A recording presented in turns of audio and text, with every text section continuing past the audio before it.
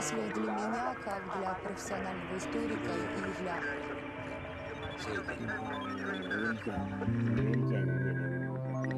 They are espionage's master eavesdroppers. They command computers which can break virtually any code. Their specialized spycraft has shaped the course of history. Yet many Americans are unaware this agency exists. In World War II, their expertise enabled pilots to slay Japan's most valuable officer.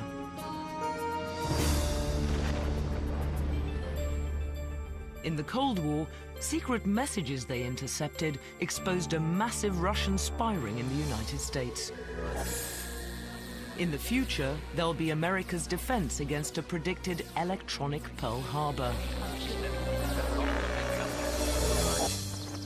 They are America's code makers and code breakers.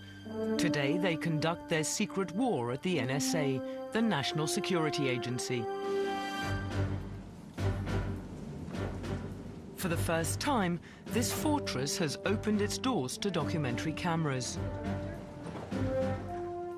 The agency, whose mission is to tap any signal of danger from the most remote site on Earth and deliver it to the president within 10 minutes. An insider's look at the top secret NSA.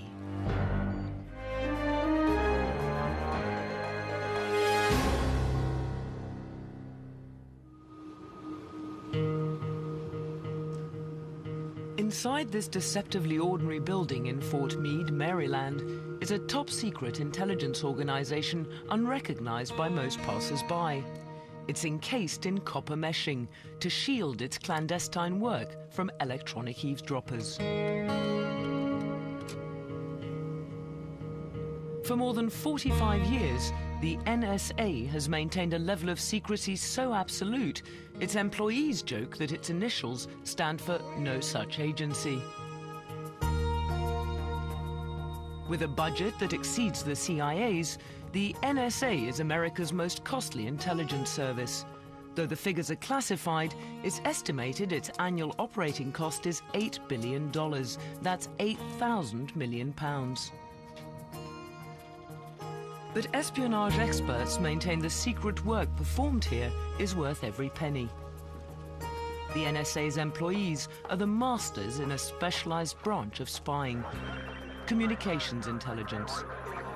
24 hours a day, the NSA is listening. It drinks in an ocean of foreign communications from a worldwide network of eavesdropping stations. Phone calls and faxes of foreign drug barons, radio signals between international terrorists, electronic fingerprints of tanks and missiles at military flashpoints.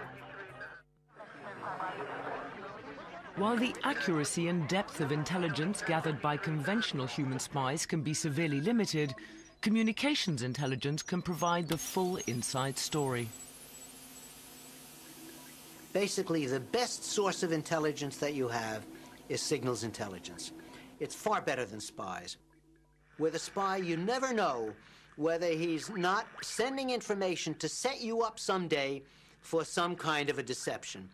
With signals intelligence, you're getting the absolute information from the horse's mouth. You're sticking your head into the other guy's huddle. You're hearing his exact words, what he's saying, what he's thinking. It is possible, of course, to send false messages to deceive any eavesdroppers. But such deception is rarely implemented because it can also confuse the intended receiver. The common approach is to send genuine messages but protect them with complex codes. It is these encoded messages which comprise a huge proportion of the messages the NSA intercepts.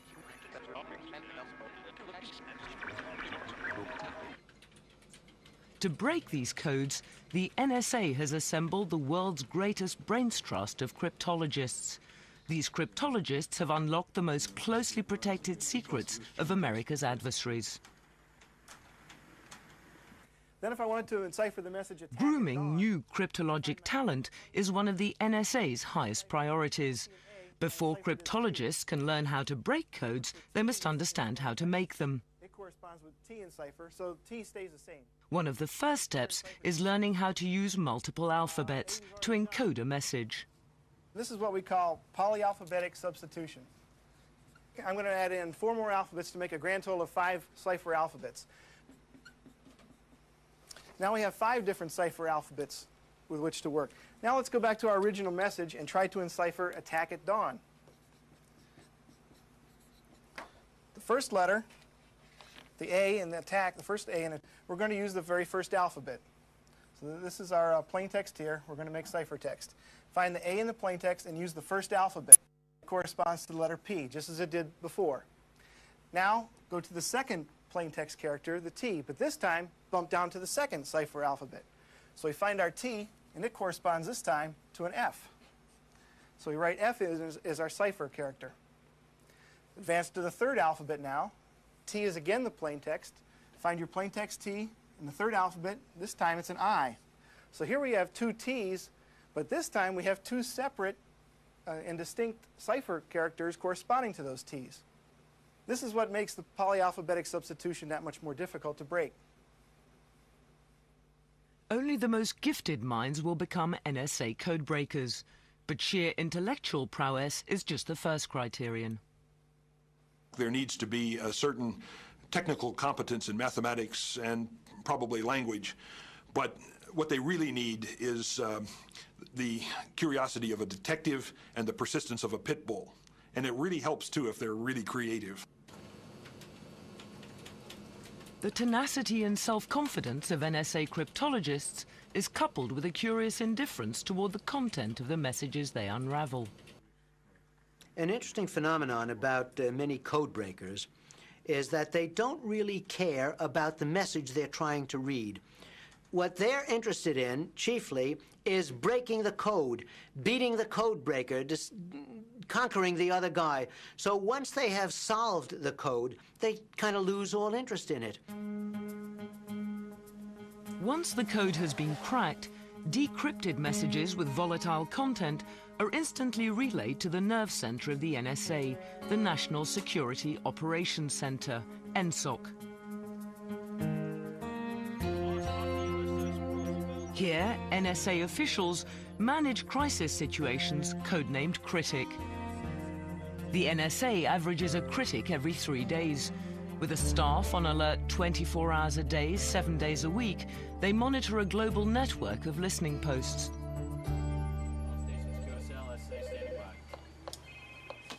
This is a training exercise, but actual critic situations include threats to US military forces, planned or actual attacks on the president or other US officials, and incidents that may heighten tension along international borders.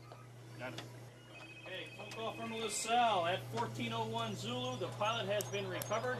Cease all CSAR activity and stand down.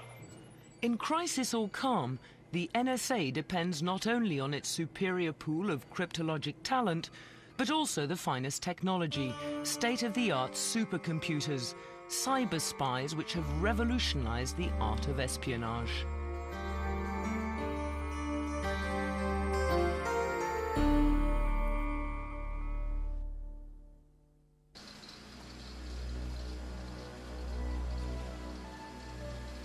In a specially designed building at NSA headquarters is the greatest concentration of supercomputers on Earth. While the supercomputers themselves occupy the second level of the 2-story facility, the first floor contains the massive cooling system required to keep them running. It has a capacity for 8,000 tons of water. The chilled water is used to cool a substance called fluorinert, a non-conductive liquid in which the computer's heat-generating circuitry is immersed. The NSA's cryptologists depend on the immense power and speed of these computers to help them make and break codes. One of the most powerful of the agency's supercomputers is known as the thinking machine. In attempting to break a code, it will mount a brute force attack, trying every possible combination to determine the code's key. Such a task is formidable, as the possible keys for a common encryption system total 70 quadrillion, that's 70,000 billion. It would take a home computer 22,000 years. The thinking machine can do it in just a few seconds. The NSA's supercomputers are the product of a long heritage of cryptologic technology.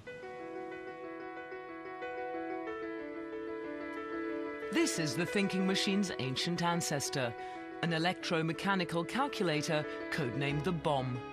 Designed in 1940, 12 years before the NSA was created, it stood 2.5 meters tall and weighed 5 tons. Though it lacked the capacity of today's home computers, for its time it was a marvel, the fastest computing device ever made. It and America's top cryptologists of that era were under the command of specialized branches of the Army and Navy. Though their expertise was unquestioned, their effectiveness was undermined by the absence of one unified agency for communications intelligence, and this resulted in catastrophe.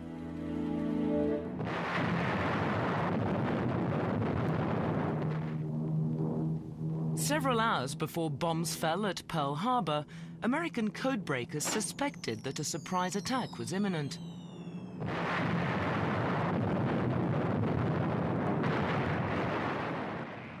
But no efficient system of disseminating communications intelligence yet existed, and Hawaii received its warning 60 minutes too late.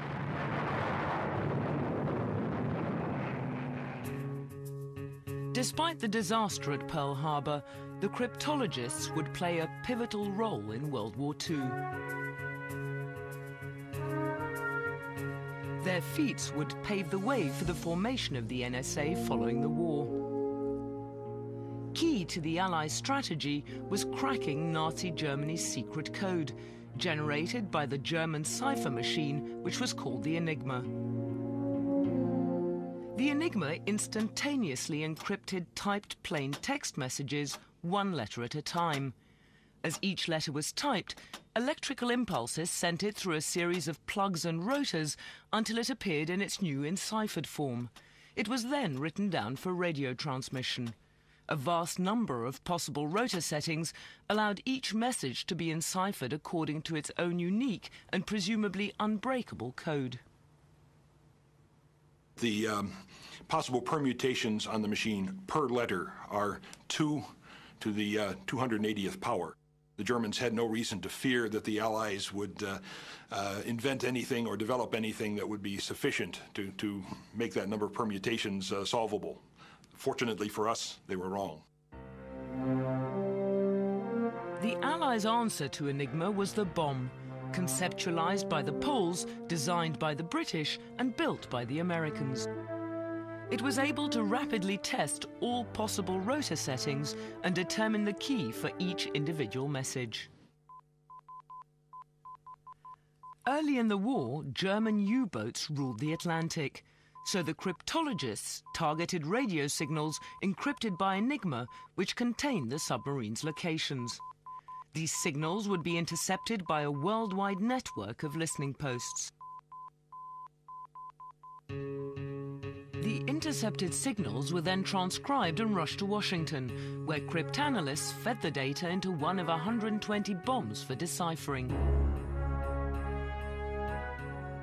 The deciphered information, pinpointing the U-boats' locations, would then be forwarded to Navy destroyers patrolling the Atlantic.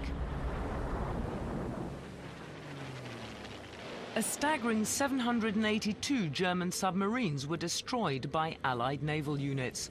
These were armed with Enigma intercepts decoded by the bomb.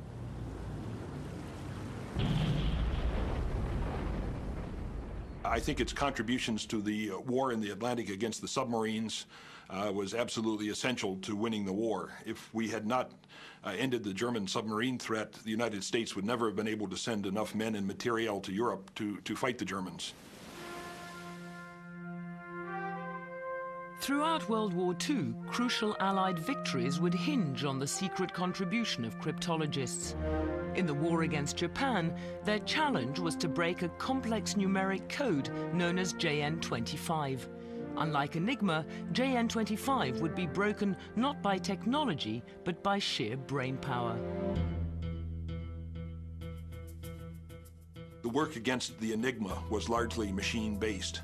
The work against JN25, which was a paper and pencil code, required sweat-of-the-brow paper and pencil analysis. No computers, no handheld calculators. They used strictly mathematical theory. It was mostly analysis of patterns based on the intercepted messages themselves. Tremendous intellectual feat. With JN25 broken, American cryptologists applied their intellect to deadly effect. Armed with decoded JN25 intercepts, Admiral Chester A. Nimitz held a critical edge in the war against Japan. In May 1942, when intercepts revealed the Japanese planned to lure America's aircraft carriers into a trap near the island of Midway, Nimitz plotted a trap of his own. Dispatching his carriers ahead of the Japanese timetable and avoiding their screening forces, Nimitz took Japan's strike force by surprise.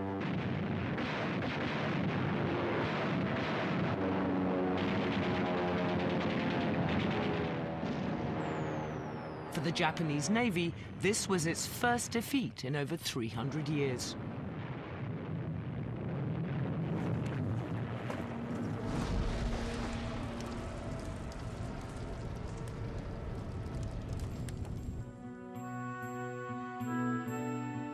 A year later, US codebreakers scored another devastating blow against Japan. On April 13, 1943, 3 Navy listening posts simultaneously intercepted a JN25 message. It was a transmission detailing the travel plans of Admiral Isoroku Yamamoto, commander of the Japanese Combined Fleet. Yamamoto, architect of the raid on Pearl Harbor, was Japan's most valuable officer. The intercepted message, sent by his staff, revealed he was to begin a tour of Japan's forward bases in the Pacific. As a consequence of our knowledge of his itinerary, we were able to send up a flight of P-38 Lightnings and shoot him down.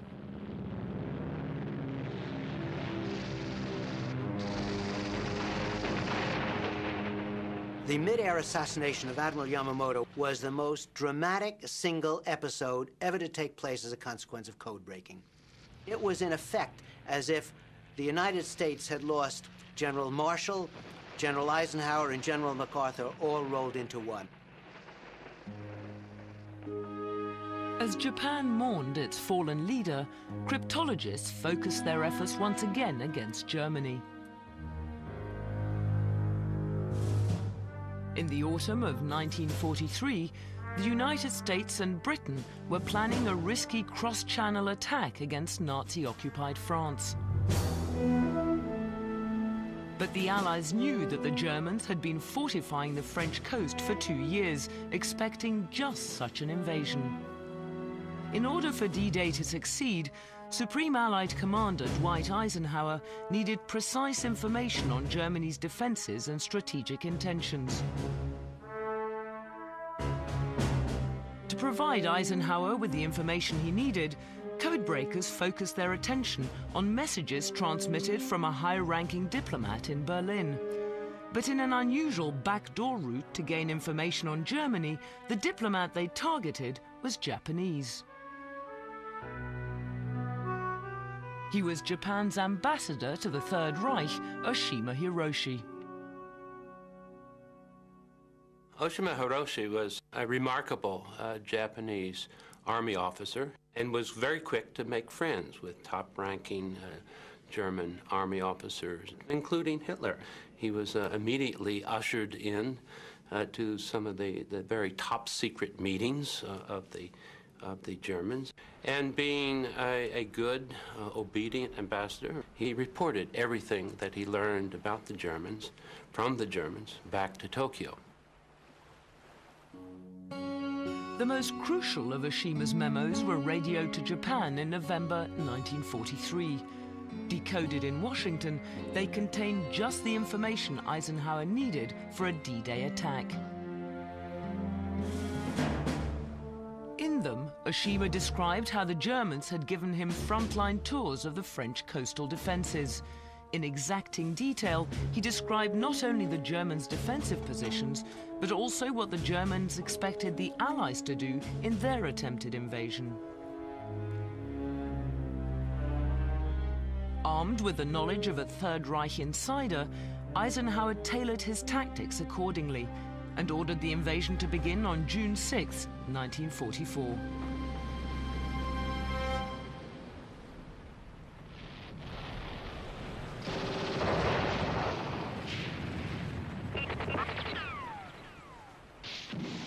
Although the work of cryptologists helped the Allies on D-Day, the price of victory was high. Still, military experts assert that over the course of the war, communications intelligence spared the lives of tens of thousands of Allied fighters.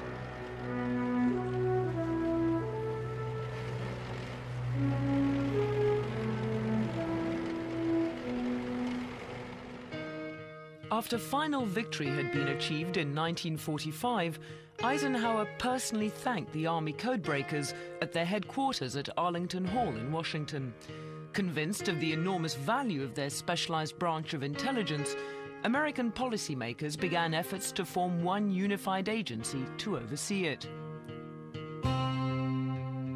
After 7 years of bureaucratic fits and starts, President Truman signed the National Security Agency into effect on October 24, 1952.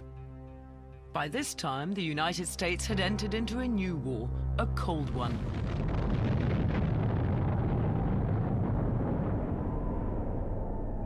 And the NSA would play a major role in winning it.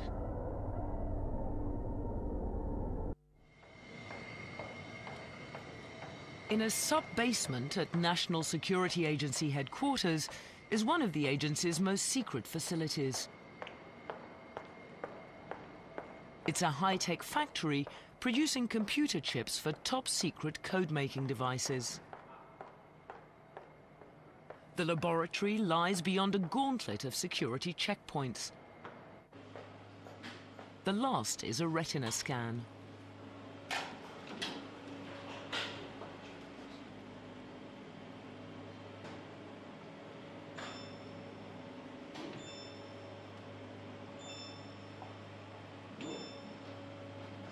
But top-secret clearance alone is not sufficient to gain full entry. All technicians must also be positively dust-free.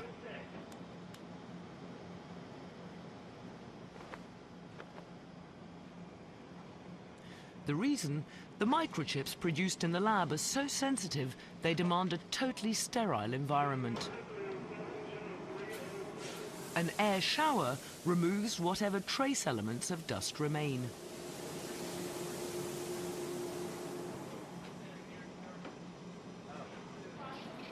Here, microscopic precision is mandatory. In order to facilitate this, the lab is built on a base of 50 tons of concrete. Earth vibrations are negligible. The NSA is unwilling to disclose any details about the chips produced here, but it acknowledges they're integrated into secret enciphering hardware, hardware designed to keep the government's communications safe from foreign code breakers. For 40 years, the motivating force behind the NSA's high-tech activities was the Cold War, but the agency's first breakthrough in that epic struggle was a triumph not of its machines, but its brainpower. In the early 40s, before the Cold War had even begun, American listening posts were intercepting Soviet radio traffic, but the messages were indecipherable, protected by an ingenious double encryption system, in essence, a code within a code. The first layer of encryption was a code book, which allows a code clerk to take text and substitute numerical entries, much in the way you'd look up entries in a dictionary. You'd look up a word, and it would have an equivalent number, and you would use that then to construct the message. But On top of that, the numbers then were encrypted using what's called a one-time pad. And a one-time pad is a pad of totally random numbers, generated only once, and therefore it can't be reconstructed. The Soviets' one-time pads provided an impenetrable extra layer of encipherment. For example, if the first word of the coded message corresponded to 3856 in the first layer of encryption, then this number would be added to the first set of numbers in the random one-time pad. Complicating the code further was the fact that normal addition was not used, but the so-called Chinese arithmetic method, in which numbers greater than 9 are not carried over.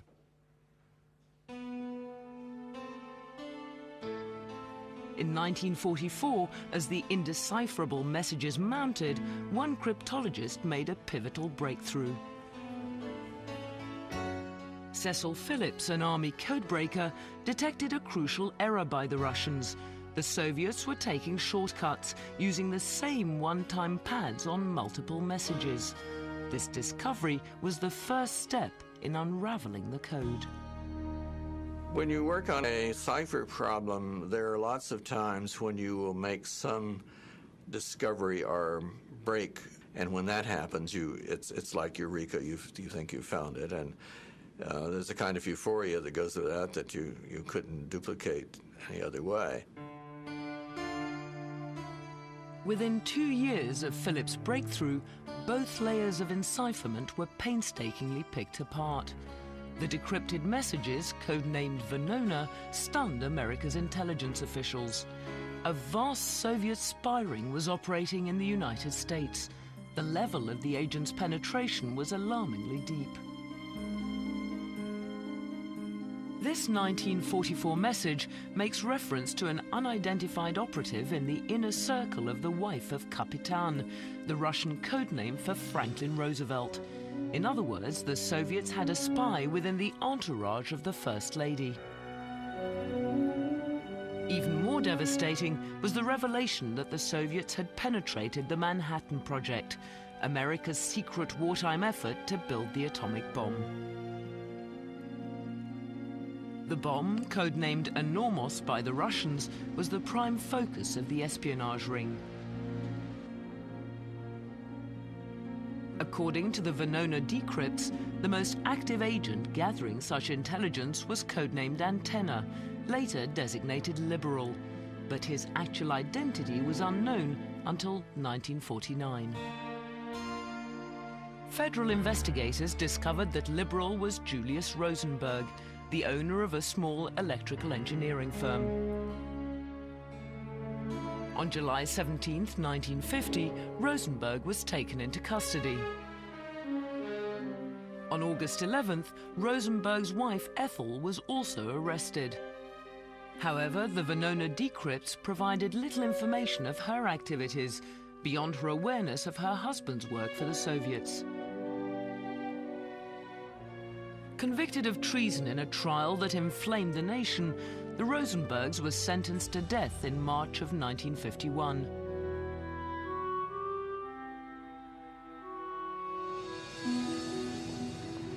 All told, more than 60 people implicated in the Venona decrypts were brought to justice or had their spy work neutralized. Another 140 remain unidentified to this day.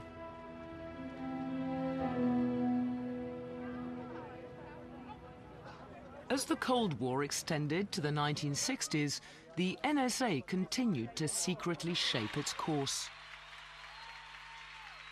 The arena for one of its most crucial missions would be Fidel Castro's Cuba, which had emerged as a flashpoint of conflict between the two superpowers. The story of the Cuban Missile Crisis has been well documented, but the role of the NSA has been veiled until now. According to conventional accounts, the crisis began in 1962. On October 14th, photographs taken by U-2 spy planes revealed an alarming surprise. The Soviet Union was arming Cuba with ballistic missiles, missiles which would put the eastern United States within range of a swift and disastrous nuclear attack.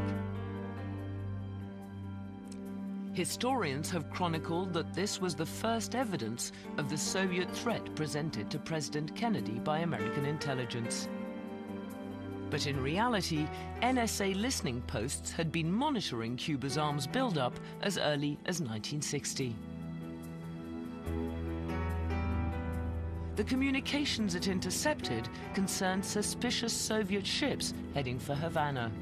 For 2 years, NSA eavesdroppers heard Cubans discuss shipping procedures which spelled trouble.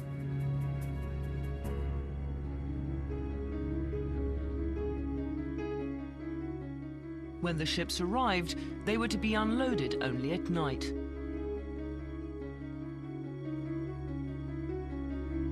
Deliveries were to roll away from the pier under black canvas and heavy guard, out of sight of onlookers. But it wasn't until September 15th, 1962, that the NSA intercepted the most telling signal of all, an electronic fingerprint indicating the operational status of an SA-2 surface-to-air missile. Such a weapon was the Soviets' unique support for a nuclear missile facility.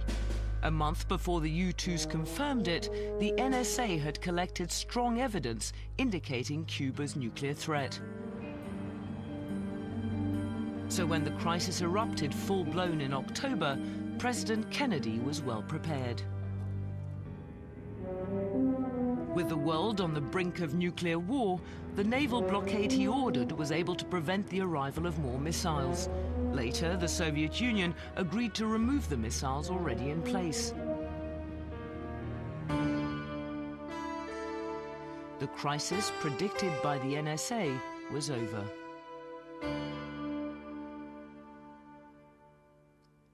From the early skirmishes of the Cold War to the present day, employees of the NSA have served in silent obscurity. Because much of cryptology is a cerebral endeavor, many perceive it as spycraft without risk. But the NSA has often had to place its people in harm's way. With a total of 152 fatalities to date, it's suffered more casualties than any other American intelligence service. The inherent danger of signals intelligence is that not all secret communications can be collected remotely. Net control, this is critical source. I read you. Can you identify the tanks, over? Listening posts must often be positioned perilously close to the target. In these cases, roles can be reversed, and the cryptologist himself becomes the target. This would be the fate of 11 Air Force cryptologists in 1958. Throughout the Cold War 50s, modified cargo planes were used for NSA missions targeting the Soviet Union. The planes would fly dangerously close to the Soviet border, attempting to draw a reaction from Russian air defenses for later analysis. On the maiden flight of one such aircraft, the Soviet response turned deadly. NSA ground eavesdroppers listened helplessly to the chatter of Russian fighter pilots as the crew of the C-130 realized the Soviet planes were closing in. When the Soviet aircraft decided to attack, it must have been panic aboard that aircraft. It's hard to imagine the fear that would be generated by that, because they knew they were sitting ducks. A C-130 is a transport aircraft. It can't get out of the way. It can't fly as fast as a MiG-19, and there was nothing down below but mountains. They knew they were dead.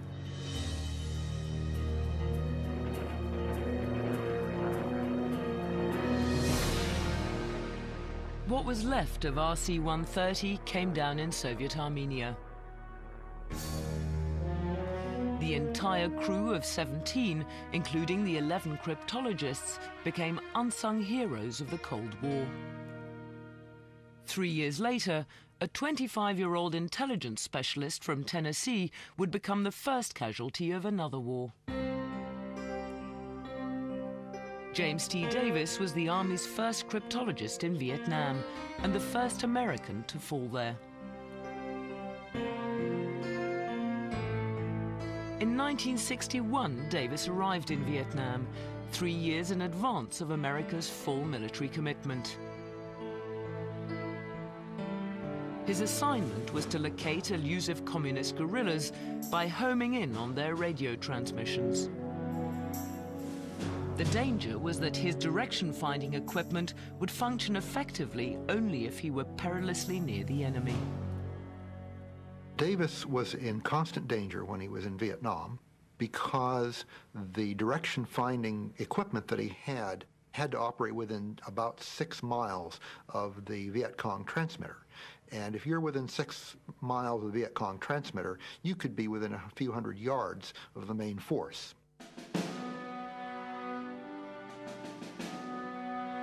For 6 months, Davis was assigned to small roving patrols south of Saigon. On December 22, 1961, the Viet Cong guerrillas he targeted were waiting in ambush.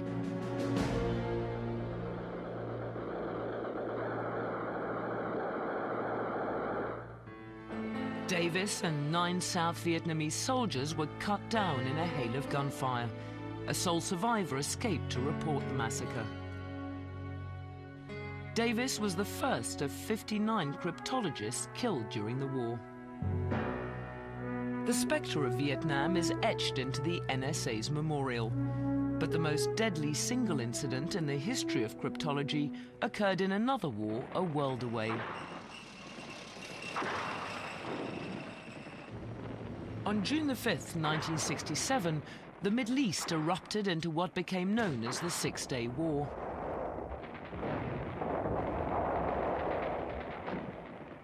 Ordered to within earshot of the battle zone was the USS Liberty, a signals intelligence collection ship.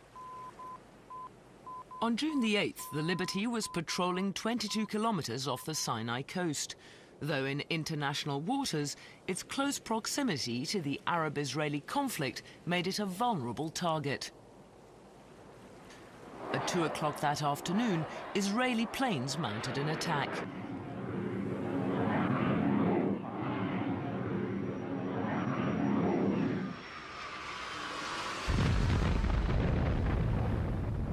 As the Liberty was engulfed by fire, Israeli torpedo boats joined the attack.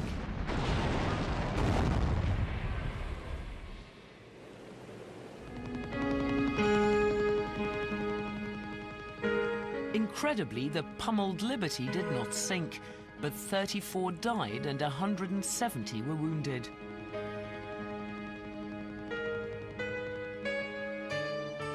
The next day, as the crippled vessel limped towards Malta, Israel offered apologies. Its military leaders claimed it had mistaken the American vessel for an Egyptian transport, the Al Khazir. When I heard about it, I was sad, and I was not the only one. There was no cause, there was a mistake, and it's a pity that, good people are being killed by a mistake. Some historical analysis has suggested otherwise.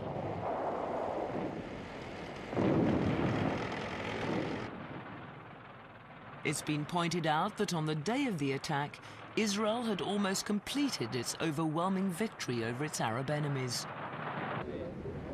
But Israel's primary objective, the Golan Heights, was still held by the Syrians. By attacking the Liberty, the Israelis may have been trying to prevent America from learning the full extent of its gains. Concealing this information would have been crucial in staving off American intervention to stop the war before the Golan could be won. Whatever the truth, the fate of the Liberty is poignant evidence of cryptology's inherent peril.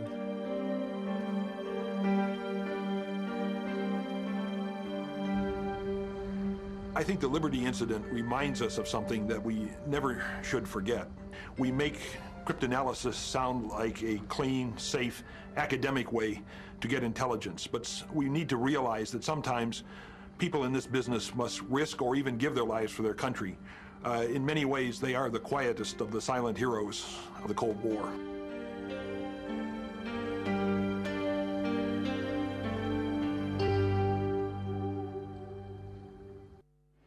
Be still, then blink or smile.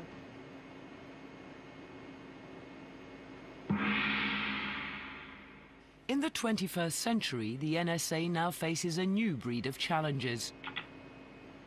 Be still, then blink or smile. In its biometrics lab, new technologies are being developed to protect America's secrets.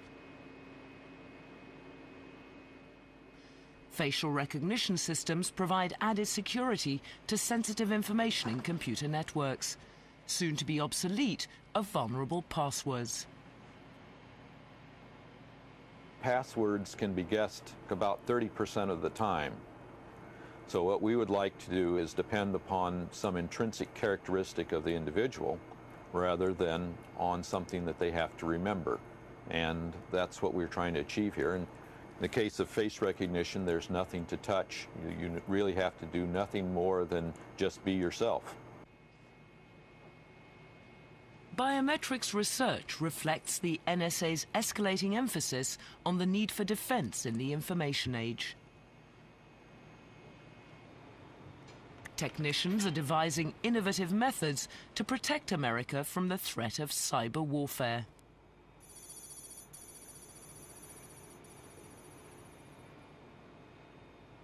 Military experts warn that a terrorist armed only with a modem and a mouse could trigger catastrophe.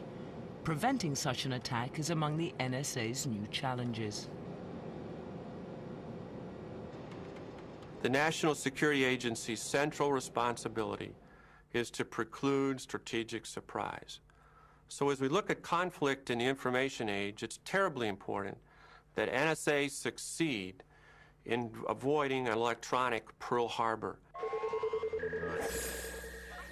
In an electronic Pearl Harbor, the electron is the ultimate guided weapon. The nightmare scenario would begin with a salvo of stealth software known as logic bombs, followed by a variety of ingenious viruses. The principal target would be the network of computers controlling the nation's economy. Millions could wake up to discover their bank accounts emptied. Investors could lose fortunes instantly, sparking panic, which would crumble America's financial bedrock.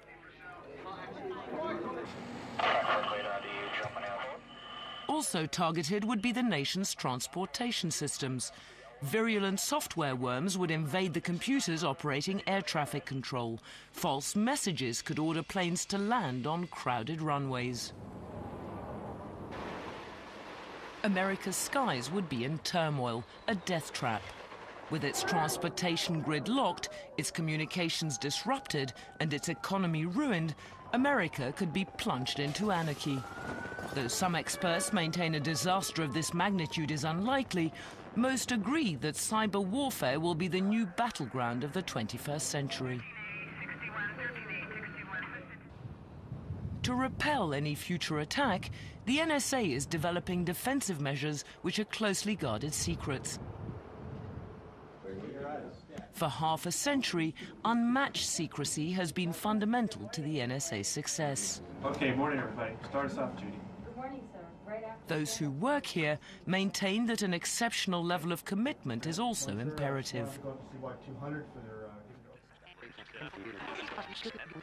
For some at the NSA, this commitment was best illustrated when they eavesdropped on signals during a foreign skyjacking in the 1980s, a crisis in which lives hung in the balance. Although the NSA will not comment on the specifics of the incident, what they feel should be known is the uncommon conduct of their colleagues. You could see the tension because they were almost willing communications to happen so that they could provide intelligence that might make a difference. The good news was that it ended and most people were rescued.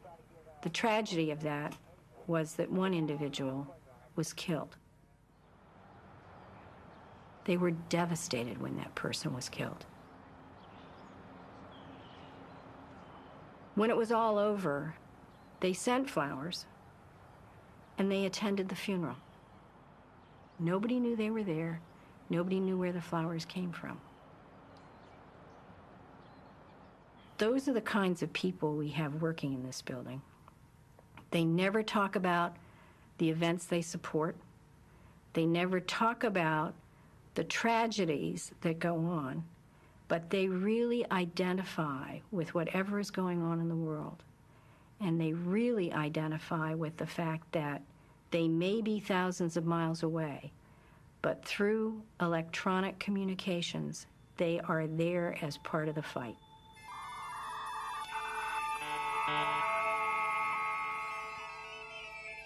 To fight its secret war, the NSA wraps the globe in its electronic embrace. It will continue to listen for trouble like a doctor with a stethoscope pressed to the world. قال شو اللي عملته شو قلت له انت ما حصكت.